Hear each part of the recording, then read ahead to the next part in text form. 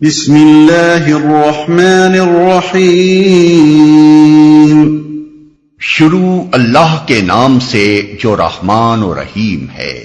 قل هو اللہ احد، کہو وہ اللہ ہے یکتا۔ کہو اس حکم کے اولین مخاطب تو رسول اللہ صلی اللہ علیہ وسلم ہیں، کیونکہ آپ ہی سے یہ سوال کیا گیا تھا کہ آپ کا رب کون اور کیسا ہے، اور آپ ہی کو حکم دیا گیا کہ اس سوال کے جواب میں آپ یہ کہیں۔ لیکن حضور کے بعد ہر مومن اس کا مخاطب ہے، اسے بھی وہی بات کہنی چاہیے جس کے کہنے کا حکم حضور کو دیا گیا تھا۔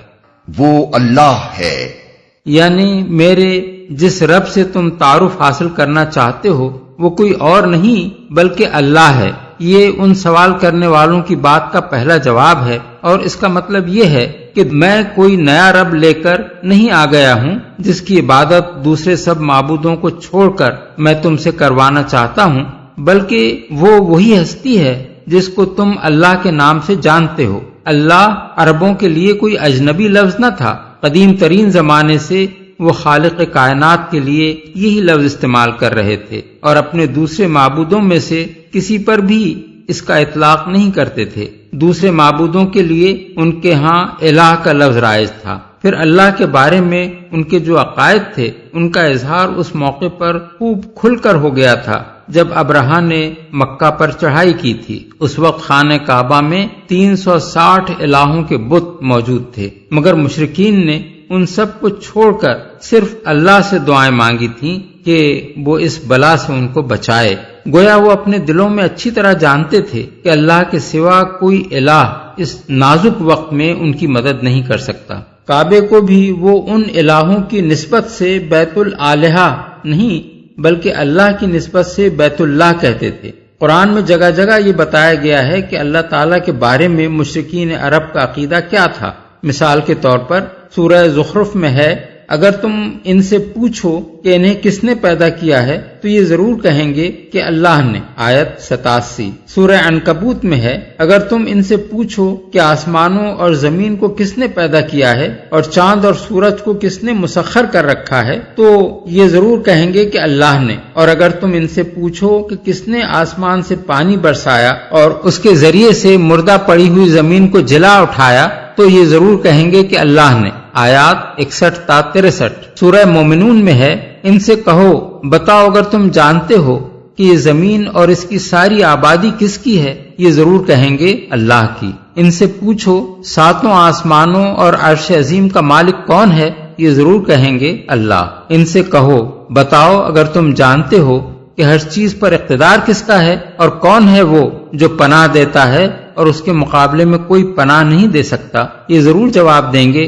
کہ یہ بات تو اللہ ہی کے لیے ہے، آیات 84 تا 89۔ سورہ یونس میں ہے، ان سے پوچھو کون تم کو آسمان اور زمین سے رزق دیتا ہے، یہ سماعت اور بینائی کی قوتیں جو تمہیں حاصل ہیں کس کے اختیار میں ہیں، اور کون زندہ کو مردہ سے اور مردہ کو زندہ سے نکالتا ہے، اور کون اس نظم عالم کی تدبیر کر رہا ہے، یہ ضرور کہیں گے کہ اللہ، آیت 31۔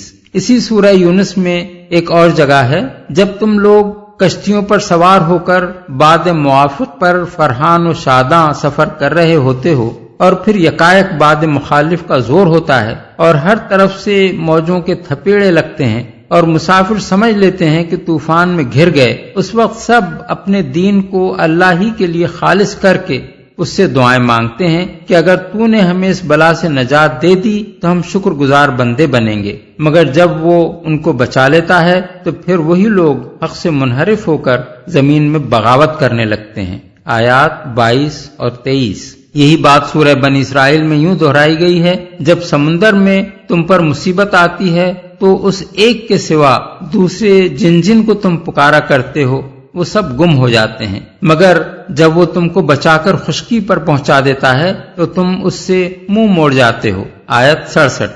ان آیات کو نگاہ میں رکھ کر دیکھیے کہ جب لوگوں نے پوچھا کہ وہ تمہارا رب کون ہے اور کیسا ہے جس کی بندگی و عبادت کی طرف تم ہمیں بلاتے ہو؟ تو انہیں جواب دیا گیا وہ اللہ ہو، یعنی وہ اللہ ہے۔ اس جواب سے خود بخود یہ مطلب نکلتا ہے کہ جسے تم خود اپنا اور ساری کائنات کا خالق، مالک، رازق اور مدبر و منتظم مانتے ہو، اور سخت وقت آنے پر جسے دوسرے سب معبودوں کو چھوڑ کر مدد کے لیے پکارتے ہو، وہی میرا رب ہے اور اسی کی بندگی کی طرف میں تمہیں بلاتا ہوں۔ اس جواب میں اللہ تعالیٰ کی تمام صفات کمالیہ آپ سے آپ آ جاتی ہیں، اس لیے کہ یہ بات سرے سے قابل تصور ہی نہیں ہے کہ کائنات کو پیدا کرنے والا، اس کا انتظام اور اس کے معاملات کی تدبیر کرنے والا، اس میں پائی جانے والی تمام مخلوقات کو رزق دینے والا اور مصیبت کے وقت اپنے بندوں کی مدد کرنے والا زندہ نہ ہو، سنتا اور دیکھتا نہ ہو، قادر مطلق نہ ہو، علیم اور حکیم نہ ہو، رحیم اور کریم نہ ہو، اور سب پر غالب نہ ہو۔ یکتا نحوی قواعد کی روح سے علماء نے هو اللہ احد کی متعدد ترکیبیں بیان کی ہیں، مگر ہمارے نزدیک ان میں سے جو ترکیب اس مقام کے ساتھ پوری مناسبت رکھتی ہے وہ یہ ہے کہ ہوا مبتدا ہے، اللہ اس کی خبر ہے، اور احد اس کی دوسری خبر۔ اس ترکیب کے لحاظ سے اس جملے کا مطلب یہ ہے کہ وہ جس کے بارے میں تم لوگ سوال کر رہے ہو اللہ ہے، یکتا ہے۔ دوسرا مطلب یہ بھی ہو سکتا ہے اور زبان کے لحاظ سے غلط نہیں ہے کہ وہ اللہ ایک ہے۔ یہاں سب سے پہلے یہ بات سمجھ لینی چاہیے کہ اس جملے میں اللہ تعالیٰ کے لیے لفظ احد جس طرح استعمال کیا گیا ہے وہ عربی زبان میں اس لفظ کا غیر معمولی استعمال ہے۔ معمولاً یہ لفظ یا تو مضاف یا مضاف الیہ کے طور پر استعمال ہوتا ہے، جیسے یوم الاحد ہفتے کا پہلا دن، اور فابعثوا احدکم یعنی اپنے کسی آدمی کو بھیجو، یا نفی عام کے لیے استعمال ہوتا ہے، جیسے ما جاءنی احد یعنی میرے پاس کوئی نہیں آیا، یا عمومیت کا پہلو لیے ہوئے سوالیہ فقرے میں بولا جاتا ہے، جیسے هل عندک احد یعنی کیا تمہارے پاس کوئی ہے، یا اسی عمومیت کے پہلو سے شرطیہ جملے میں بولا جاتا ہے، جیسے ان جاءک احد یعنی اگر تمہارے پاس کوئی آئے، یا گنتی میں بولا جاتا ہے، جیسے احد، اثنان، احد عشر، 1، 2، 11۔ ان استعمالات کے سوا نزول قرآن سے پہلے کی عربی زبان میں اس امر کی کوئی نظیر نہیں ملتی کہ محض لفظ احد وصف کے طور پر کسی شخص یا چیز کے لیے بولا گیا ہو، اور نزول قرآن کے بعد یہ لفظ صرف اللہ تعالیٰ کی ذات کے لیے استعمال کیا گیا ہے، دوسرے کسی کے لیے کبھی استعمال نہیں کیا گیا۔ اس غیر معمولی طرز بیان سے خود بخود یہ ظاہر ہوتا ہے کہ یکتا و یگانہ ہونا اللہ کی خاص صفت ہے، موجودات میں سے کوئی دوسرا اس صفت سے متصف نہیں ہے، وہ ایک ہے، کوئی اس کا ثانی نہیں۔ پھر جو سوالات مشرکین اور اہل کتاب نے رسول اللہ صلی اللہ علیہ وسلم سے آپ کے رب کے بارے میں کیے تھے، ان کو نگاہ میں رکھتے ہوئے دیکھیے کہ هو اللہ کہنے کے بعد احد کہہ کر ان کا جواب کس طرح دیا گیا ہے۔ اولاً اس کے معنی یہ ہیں کہ وہی اکیلا رب ہے، کسی دوسرے کا ربوبیت میں کوئی حصہ نہیں ہے، اور چونکہ الہ یعنی معبود وہی ہو سکتا ہے جو رب یعنی مالک و پروردگار ہو، اس لیے الوہیت میں بھی کوئی اس کا شریک نہیں۔ ثانیاً اس کے معنی یہ بھی ہیں کہ وہی تنہا کائنات کا خالق ہے، تخلیق کے اس کام میں کوئی اور اس کا شریک نہیں ہے، وہی اکیلا مالک الملک ہے، نظام عالم کا مدبر و منتظم ہے، اپنی مخلوقات کا رزق رساں ہے، اور آڑے وقت میں مدد کرنے والا فریاد رس ہے۔ خدائی کے ان کاموں میں جن کو تم خود مانتے ہو کہ یہ اللہ کے کام ہیں، کسی دوسرے کا قطعاً کوئی حصہ نہیں ہے۔ ثالثاً چونکہ انہوں نے یہ بھی پوچھا تھا کہ وہ کس چیز سے بنا ہے، اس کا نسب کیا ہے، اور وہ کس جنس سے ہے، کس سے اس نے دنیا کی میراث پائی ہے، اور اس کے بعد کون اس کا وارث ہوگا، اس لیے ان کے ان سارے سوالات کا جواب بھی اللہ تعالیٰ کے لیے صرف ایک لفظ احد بول کر دے دیا گیا ہے۔ اس کے معنی یہ ہیں کہ نمبر 1 وہی ایک خدا ہمیشہ سے ہے اور ہمیشہ رہے گا، نہ اس سے پہلے کوئی خدا تھا نہ اس کے بعد کوئی خدا ہوگا۔ 2 خداؤں کی کوئی جنس نہیں ہے جس کا وہ فرد ہو، بلکہ وہ اکیلا خدا ہے اور کوئی اس کا ہم جنس نہیں۔ نمبر 3 اس کی ذات محض واحد نہیں بلکہ احد ہے، جس میں کسی حیثیت سے بھی کثرت کا کوئی شائبہ نہیں ہے، وہ اجزاء سے مرکب وجود نہیں ہے جو قابل تجزیہ و تقسیم ہو، جو کوئی شکل اور صورت رکھتا ہو، جو کسی جگہ میں رہتا ہو یا کوئی چیز اس کے اندر جگہ پاتی ہو، جس کا کوئی رنگ ہو، جس کے کچھ اعضاء ہوں، جس کی کوئی سمت اور جہت ہو اور جس کے اندر کسی قسم کا تغیر و تبدل ہوتا ہو، تمام اقسام کی کثرتوں سے بالکل پاک اور منزہ وہ ایک ہی ذات ہے جو ہر لحاظ سے احد ہے۔ اس مقام پر یہ بات اچھی طرح سمجھ لینی چاہیے کہ عربی زبان میں واحد کا لفظ بالکل اسی طرح استعمال ہوتا ہے جس طرح ہم اردو میں ایک کا لفظ استعمال کرتے ہیں۔ بڑی سے بڑی کثرتوں پر مشتمل کسی مجموعے کو بھی اس کی مجموعی حیثیت کے لحاظ سے واحد یا ایک کہا جاتا ہے، جیسے ایک آدمی، ایک قوم، ایک ملک، ایک دنیا، حتیٰ کہ ایک کائنات۔ اور کسی مجموعے کے ہر جز کو الگ الگ بھی ایک ہی کہا جاتا ہے، لیکن احد کا لفظ اللہ تعالیٰ کے سوا کسی کے لیے استعمال نہیں کیا جاتا۔ اسی لیے قرآن مجید میں جہاں بھی اللہ تعالیٰ کے لیے واحد کا لفظ استعمال ہوا ہے، وہاں الہ واحد یا ایک ہی معبود یا اللہ الواحد القہار یعنی اکیلا اللہ جو سب کو مغلوب کر کے رکھنے والا ہے کہا گیا ہے۔ محض واحد کہیں نہیں کہا گیا، کیونکہ یہ لفظ ان چیزوں کے لیے بھی استعمال ہوتا ہے جو اپنی ذات میں طرح طرح کی کثرتیں رکھتی ہیں، بخلاف اس کے اللہ کے لیے اور صرف اللہ ہی کے لیے احد کا لفظ مطلقاً استعمال کیا گیا ہے، کیونکہ وجود میں صرف وہی ایک ہستی ایسی ہے جس میں کسی حیثیت سے بھی کوئی کثرت نہیں ہے، جس کی وحدانیت ہر لحاظ سے کامل ہے۔ اللہ الصمد، اللہ سب سے بے نیاز ہے اور سب اس کے محتاج ہیں۔ اصل میں لفظ صمد استعمال کیا گیا ہے جس کا مادہ صاد میم دال ہے۔ عربی زبان میں اس مادے سے جو الفاظ نکلے ہیں ان پر ایک نگاہ ڈالنے سے معلوم ہو جاتا ہے کہ اس کے معنی کی وسعت کس قدر ہے۔ الصمد، قصد کرنا، بلند مقام جو بڑی ضخامت رکھتا ہو، سطح مرتفع، وہ آدمی جسے جنگ میں بھوک پیاس نہ لگتی ہو، وہ سردار جس کی طرف حاجات میں رجوع کیا جاتا ہو۔ الصمد، ہر چیز کا بلند حصہ، وہ شخص جس سے بالا تر کوئی دوسرا شخص نہ ہو، وہ سردار جس کی اطاعت کی جاتی ہو اور اس کے بغیر کسی معاملے کا فیصلہ نہ کیا جاتا ہو، وہ سردار جس کی طرف حاجت مند لوگ رجوع کرتے ہوں، دائم، بلند مرتبہ، ٹھوس جس میں کوئی خول یا جھول نہ ہو اور جس سے نہ کوئی چیز نکلتی ہو نہ اس میں داخل ہو سکتی ہو، وہ آدمی جسے جنگ میں بھوک پیاس نہ لگتی ہو۔ المسمد، ٹھوس چیز جس کا کوئی جوف نہ ہو۔ المسمد، مقصود جس کی طرف جانے کا قصد کیا جائے، سخت چیز جس میں کوئی کمزوری نہ ہو۔ بیتم مسمدن، وہ گھر جس کی طرف حاجات میں رجوع کیا جاتا ہو۔ بناء مسمدن، بلند عمارت۔ سمدہ و سمد الیہ سمدن، اس شخص کی طرف جانے کا قصد کیا۔ اسمد الیہ الامر، اس کے سپرد معاملہ کر دیا، اس کے آگے معاملہ پیش کر دیا، اس کے اوپر معاملے میں اعتماد کیا۔ بحوالہ صحاح، قاموس اور لسان العرب۔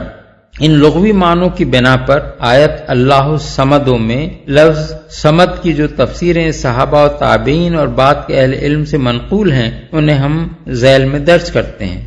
حضرت علی، اکرمہ اور کعب احبار، صمد وہ ہے جس سے بالا تر کوئی نہ ہو۔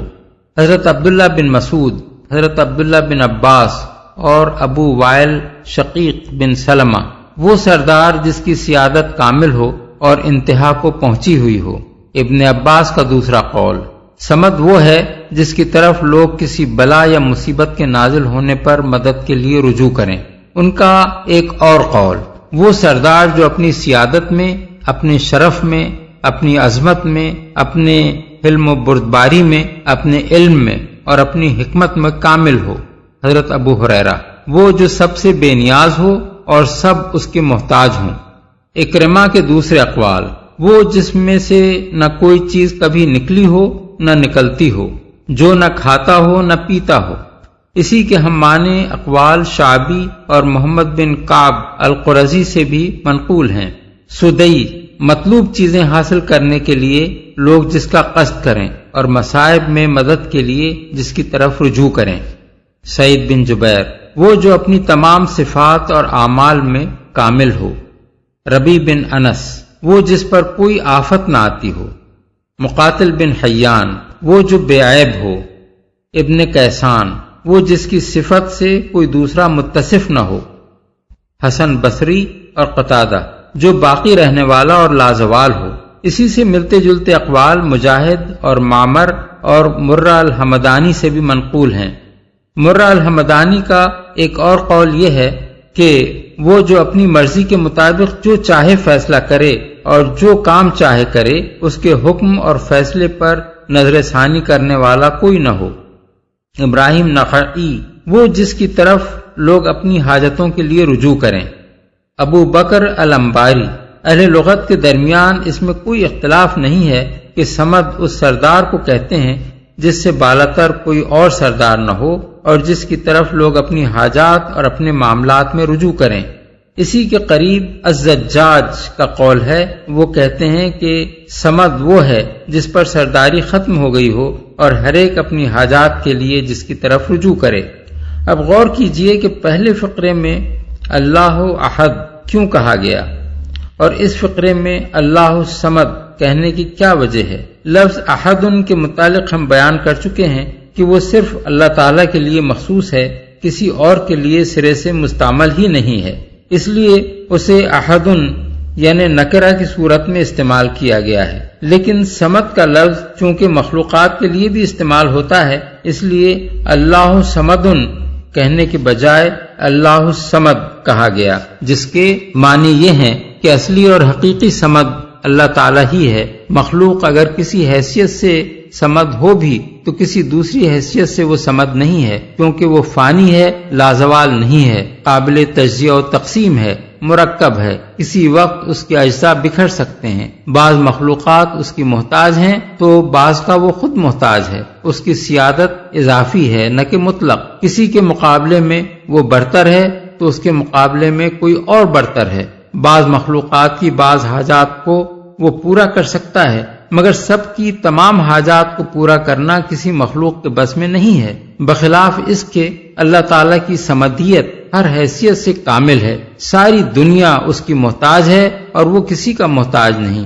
دنیا کی ہر چیز اپنے وجود و بقا اور اپنی حاجات و ضروریات کے لیے شعوری طور پر یا غیر شعوری طور پر اسی کی طرف رجوع کرتی ہے، اور سب کی تمام حاجات پوری کرنے والا وہی ہے۔ وہ غیر فانی اور لازوال ہے، رزق دیتا ہے، لیتا نہیں ہے، مفرد ہے، مرکب نہیں ہے کہ قابل تجزیہ و تقسیم ہو۔ ساری کائنات پر اس کی سیادت قائم ہے اور وہ سب سے برتر ہے، اس لیے وہ محض صمد نہیں بلکہ الصمد ہے، یعنی ایک ہی ایسی ہستی جو حقیقت میں صمدیت سے بتمام و کمال متصف ہے۔ پھر چونکہ وہ الصمد ہے، اس لیے لازم آتا ہے کہ وہ یکتا اور یگانہ ہو، کیونکہ ایسی ہستی ایک ہی ہو سکتی ہے جو کسی کی حاجت مند نہ ہو اور سب جس کے محتاج ہوں۔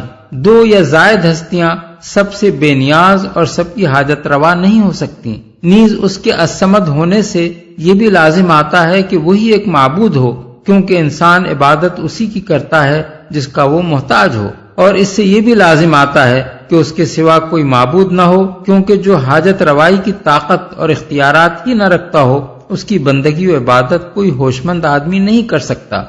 لم يلد ولم يولد ولم يكن له كفوا احد، نہ اس کی کوئی اولاد ہے اور نہ وہ کسی کی اولاد، اور کوئی اس کا ہمسر نہیں ہے، نہ وہ کسی کی اولاد۔ مشرکین نے ہر زمانے میں خدائی کا یہ تصور اختیار کیا ہے کہ انسانوں کی طرح خداؤں کی بھی کوئی جنس ہے جس کے بہت سے افراد ہیں اور ان میں شادی بیاہ اور توالد و تناسل کا سلسلہ چلتا ہے۔ اس جاہلانہ تصور سے انہوں نے اللہ رب العالمین کو بھی پاک اور بالاتر نہیں سمجھا اور اس کے لیے بھی اولاد تجویز کی۔ چنانچہ اہل عرب کا یہ عقیدہ قرآن مجید میں بیان کیا گیا ہے کہ وہ فرشتوں کو اللہ تعالیٰ کی بیٹیاں قرار دیتے تھے۔ انبیاء علیہم السلام کی امتیں بھی اس جہالت سے محفوظ نہ رہ سکیں۔ ان کے ہاں بھی کسی بزرگ انسان کو اللہ تعالیٰ کا بیٹا قرار دینے کا عقیدہ پیدا ہو گیا۔ ان مختلف توہمات میں دو قسم کے تصورات ہمیشہ خلط ملط ہوتے رہے ہیں۔ بعض لوگوں نے یہ سمجھا کہ جن کو وہ اللہ تعالیٰ کی اولاد قرار دے رہے ہیں وہ اس ذات پاک کی نسبی اولاد ہے، اور بعض نے یہ دعویٰ کیا کہ جس کو وہ اللہ کا بیٹا کہہ رہے ہیں اسے اللہ نے اپنا متبنہ بنایا ہے، اگرچہ ان میں سے کسی کی یہ جرأت نہیں ہوئی کہ معاذ اللہ کسی کو اللہ کا باپ قرار دیں، لیکن ظاہر ہے کہ جب کسی ہستی کے متعلق یہ تصور کیا جائے کہ وہ توالد و تناسل سے پاک نہیں ہے، اور اس کے بارے میں یہ خیال کیا جائے کہ وہ بھی انسان کی طرح اس قسم کی کوئی ہستی ہے جس کے ہاں اولاد پیدا ہوتی ہے، اور جس کو لاولد ہونے کی صورت میں کسی کو بیٹا بنانے کی ضرورت پیش آتی ہے، تو پھر انسانی ذہن اس گمان سے محفوظ نہیں رہ سکتا کہ اسے بھی کسی کی اولاد سمجھے۔ یہی وجہ ہے کہ جو سوالات رسول اللہ صلی اللہ علیہ وسلم سے پوچھے گئے تھے ان میں ایک سوال یہ تھا کہ اللہ کا نسب کیا ہے، اور دوسرا یہ کہ کس سے اس نے دنیا کی میراث پائی ہے اور کون اس کے بعد وارث ہوگا۔ ان جاہلانہ مفروضات کا اگر تجزیہ کیا جائے تو معلوم ہو جاتا ہے کہ منطقی طور پر ان کو فرض کر لینے سے کچھ اور چیزوں کو بھی فرض کرنا لازم آتا ہے۔ اول یہ کہ خدا ایک نہ ہو بلکہ خداؤں کی کوئی جنس ہو، اور اس کے افراد خدائی کے اوصاف، افعال اور اختیارات میں شریک ہوں۔ یہ بات خدا کی صرف نسبی اولاد فرض کر لینے ہی سے لازم نہیں آتی، بلکہ کسی کو متبنہ فرض کرنے سے بھی لازم آتی ہے، کیونکہ کسی کا متبنہ لا محالہ اس کا ہم جنسی ہو سکتا ہے، اور جب معاذ اللہ وہ خدا کا ہم جنس ہے تو اس سے انکار نہیں کیا جا سکتا کہ وہ خدائی کے اوصاف بھی رکھتا ہے۔ دوم یہ کہ اولاد کا کوئی تصور اس کے بغیر نہیں کیا جا سکتا کہ نر و مادہ میں اتصال ہو اور کوئی مادہ باپ اور ماں کے جسم سے نکل کر بچے کی شکل اختیار کرے۔ پس اللہ کے لیے اولاد فرض کرنے سے لازم آتا ہے کہ معاذ اللہ وہ ایک مادی اور جسمانی وجود ہو، اس کی ہمجنس کوئی اس کی بیوی بھی ہو اور اس کے جسم سے کوئی مادہ بھی خارج ہو۔ سوم یہ کہ توالد و تناسل کا سلسلہ جہاں بھی ہے اس کی علت یہ ہے کہ افراد فانی ہوتے ہیں اور ان کی جنس کے باقی رہنے کے لیے ناگزیر ہوتا ہے کہ ان سے اولاد پیدا ہو جس سے ان کی نسل آگے چلے۔ پس اللہ کے لیے اولاد فرض کرنے سے یہ بھی لازم آتا ہے کہ وہ بذات خود معاذ اللہ فانی ہو اور باقی رہنے والی چیز خداؤں کی نسل ہو، نہ کہ ذات خدا۔ نیز اس سے یہ بھی لازم آتا ہے کہ تمام فانی افراد کی طرح نعوذ باللہ خدا کی بھی کوئی ابتدا اور انتہا ہو، کیونکہ توالد و تناسل پر جن اجناس کے بقا کا انحصار ہوتا ہے ان کے افراد نہ ازلی ہوتے ہیں نہ ابدی۔ چہارم یہ کہ کسی کو متبنہ بنانے کی غرض یہ ہوتی ہے کہ ایک لاولد شخص اپنی زندگی میں کسی مددگار کا اور اپنی وفات کے بعد کسی وارث کا حاجت مند ہوتا ہے، لہذا اللہ تعالیٰ کے لیے یہ فرض کرنا کہ اس نے کسی کو بیٹا بنایا ہے، اس ذات پاک کی طرف لازماً وہی سب کمزوریاں منسوب کرنا ہے جو فانی اشخاص میں پائی جاتی ہیں۔ ان تمام مفروضات کی جڑ اگرچہ اللہ تعالیٰ کو احد اور الصمد کہنے سے ہی کٹ جاتی ہے، لیکن اس کے بعد یہ ارشاد فرمانے سے کہ نہ اس کی کوئی اولاد ہے نہ وہ کسی کی اولاد، اس معاملے میں کسی اشتباہ کی گنجائش بھی باقی نہیں رہتی۔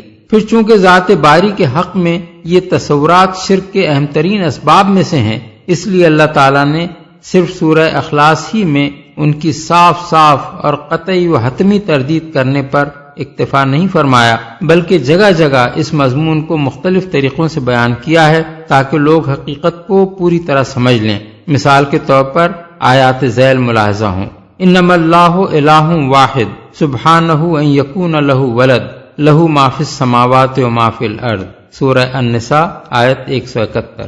اللہ تو بس ایک ہی خدا ہے، وہ پاک ہے اس سے کہ کوئی اس کا بیٹا ہو۔ جو کچھ آسمانوں میں ہے اور جو کچھ زمین میں ہے سب اس کی ملک ہے۔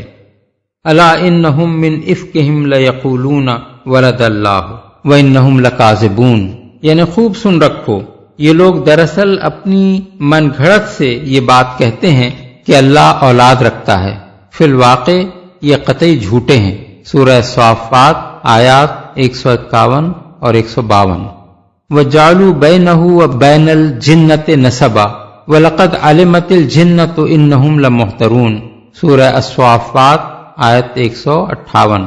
یعنی انہوں نے اللہ اور فرشتوں کے درمیان نسب کا رشتہ بنا رکھا ہے، حالانکہ فرشتے خوب جانتے ہیں کہ یہ لوگ مجرموں کی حیثیت سے پیش کیے جانے والے ہیں۔ وَجَعَلُوا لَهُ مِنْ عِبَادِهِ جُزْءًا إِنَّ الْإِنسَانَ لَكَفُورٌ مُبِينٌ سورہ الزخرف آیت 15۔ یعنی لوگوں نے اس کے بندوں میں سے بعض کو اس کا جز بنا ڈالا۔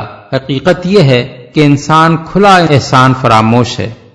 وَجَعَلُوا لِلَّهِ شُرَكَاءَ الْجِنَّ وَخَلَقَهُمْ وَخَرَقُوا لَهُ بَنِينَ وَبَنَاتٍ بِغَيْرِ عِلْمٍ سُبْحَانَهُ وَتَعَالَى عَمَّا يَصِفُونَ بَدِيعُ السَّمَاوَاتِ وَالْأَرْضِ أَنَّىٰ يَكُونُ لَهُ وَلَدٌ وَلَمْ تَكُن لَهُ صَاحِبَةٌ وَخَلَقَ كُلَّ شَيْءٍ سورہ الانعام آیات 100 اور 101۔ یعنی اور لوگوں نے جنوں کو اللہ کا شریک ٹھہرا دیا حالانکہ وہ ان کا خالق ہے، اور انہوں نے بے جانے بوجھے اس کے لیے بیٹے اور بیٹیاں گھڑ لیں حالانکہ وہ پاک اور بالاتر ہے ان باتوں سے جو وہ کہتے ہیں۔ وہ تو آسمانوں اور زمین کا موجد ہے، اس کا کوئی بیٹا کیسے ہو سکتا ہے جبکہ کوئی اس کی شریک زندگی ہی نہیں ہے، اس نے ہر چیز کو پیدا کیا ہے۔ وَقَالُوا اتَّخَذَ الرَّحْمَٰنُ وَلَدًا سُبْحَانَهُ بَلْ عِبَادٌ مُّكْرَمُونَ سورہ الانبیاء آیت 26۔ یعنی اور ان لوگوں نے کہا کہ خدا رحمان نے کسی کو بیٹا بنایا ہے، پاک ہے وہ، بلکہ جن کو یہ اس کی اولاد کہتے ہیں وہ تو بندے ہیں جنہیں عزت دی گئی ہے۔ قَالُوا اتَّخَذَ اللَّهُ وَلَدًا سُبْحَانَهُ هُوَ الْغَنِيُّ لَهُ مَا فِي السَّمَاوَاتِ وَمَا فِي الْأَرْضِ إِنْ عِندَكُم مِّن سُلْطَانٍ بِهَٰذَا أَتَقُولُونَ عَلَى اللَّهِ مَا لَا تَعْلَمُونَ سورہ یونس آیت 68۔ یعنی لوگوں نے کہہ دیا کہ اللہ نے کسی کو بیٹا بنایا ہے۔ سبحان اللہ، وہ تو بے نیاز ہے، آسمانوں میں جو کچھ ہے اور زمین میں جو کچھ ہے سب اس کی ملک ہے۔ تمہارے پاس اس قول کی آخر دلیل کیا ہے؟ کیا تم اللہ کے بارے میں وہ باتیں کہتے ہو جنہیں تم نہیں جانتے؟ وَقُلِ الْحَمْدُ لِلَّهِ الَّذِي لَمْ يَتَّخِذْ وَلَدًا وَلَمْ يَكُن لَّهُ شَرِيكٌ فِي الْمُلْكِ وَلَمْ يَكُن لَّهُ وَلِيٌّ مِّنَ الذُّلِّ سورہ بنی اسرائیل آیت 111۔ یعنی اور اے نبی کہو، تعریف ہے اس خدا کے لیے جس نے نہ کسی کو بیٹا بنایا، نہ کوئی بادشاہی میں اس کا شریک ہے، اور نہ وہ عاجز ہے کہ کوئی اس کا پشتیبان ہو۔ مَتَّخَذَ اللَّهُ مِن وَلَدٍ وَمَا كَانَ مَعَهُ مِنْ إِلَٰهٍ سورہ المومنون آیت 91۔ یعنی اللہ نے کسی کو بیٹا نہیں بنایا ہے اور کوئی دوسرا خدا اس کے ساتھ نہیں ہے۔ ان آیات میں ہر پہلو سے ان لوگوں کے عقیدے کی تردید کر دی گئی ہے جو اللہ کے لیے نسبی اولاد یا متبنہ بنائی ہوئی اولاد تجویز کرتے ہیں، اور اس کے غلط ہونے کے دلائل بھی بیان کر دیے گئے ہیں۔ یہ اور اسی مضمون کی دوسری بہت سی آیات جو قرآن مجید میں ہیں سورہ اخلاص کی بہترین تفسیر کرتی ہیں۔ ہمسر نہیں ہے۔ اصل میں لفظ کفو استعمال ہوا ہے جس کے معنی ہیں نظیر، مشابہ، مماثل، ہمرتبہ، مساوی۔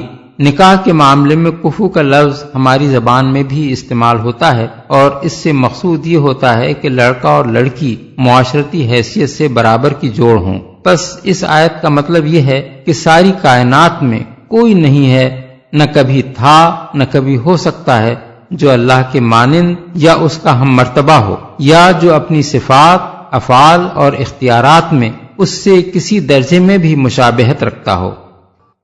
سید ابو العلا مودودی کی مارکۃ الآراء تصنیف تفہیم القرآن کی یہ سی ڈی ادارہ ترجمان القرآن کے لیے سماع و بصر نے تیار کی ہے۔